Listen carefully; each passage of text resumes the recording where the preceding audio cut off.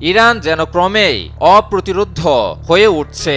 মার্কিন ইসরায়েলি স্থাপনায় এখন আরো শক্তিশালী গতিতে হামলা চালাচ্ছে ইরান। প্রতিপক্ষের আকাশ প্রতিরক্ষা ব্যবস্থা তাসের ঘরের মতো ভেঙে পড়ছে, আর এতে কোনো বাধা ছাড়াই শত্রুর স্থাপনায় নির্ভুল আঘাত হানছে ইরানি মিসাইল। শত্রুর বুক ঝাঁঝরা করতে আকাশ চিরে ঝাঁকে ঝাঁকে নেমে আসছে ইরানের মিসাইল ও ড্রোন। তবে কি এবার ইরানের খেলা শুরু?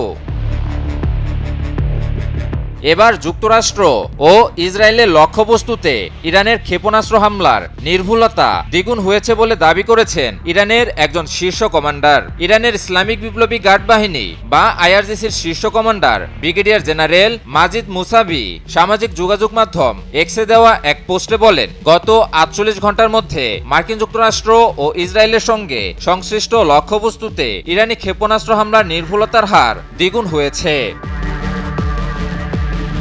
তার ভাষায়, এখন ইরানি মিসাইলের জন্য শত্রুপক্ষের আকাশসীমা উন্মুক্ত হয়ে গেছে। তিনি জোর দিয়ে বলেন, আক্রমণকারীদের বিরুদ্ধে ইরানের শাস্তিমূলক অভিযান অব্যাহত রয়েছে, আর এ অভিযান ক্রমেই আরো বৃদ্ধি পাবে। শত্রুদের অনুতপ্ত না করানো পর্যন্ত ইরানের এ অভিযান থামবে না। গত ২৮ ফেব্রুয়ারি যুক্তরাষ্ট্র ও ইসরায়েল ইরানের বিরুদ্ধে সামরিক আগ্রাসন শুরু করলে ইরানের সাবেক সর্বোচ্চ ধর্মীয় নেতা আয়াতুল্লাহ আলী খামেনি নিহত হন। মার্কিন ইসরায়েলি এই আগ্রাসনে ইরানের কয়েকজন শীর্ষ সামরিক কমান্ডার ও বহু বেসামরিক মানুষ নিহত হন। এছাড়াও ইরানের সামরিক ও বেসামরিক বিভিন্ন স্থাপনায় ব্যাপক বিমান হামলার ফলে অবকাঠামোগত ক্ষয়ক্ষতি সহ উল্লেখযোগ্য প্রাণহানির ঘটনা ঘটে। এর জবাবে ইরানের সশস্ত্র বাহিনী পাল্টা প্রতিশোধমূলক অভিযান শুরু করে।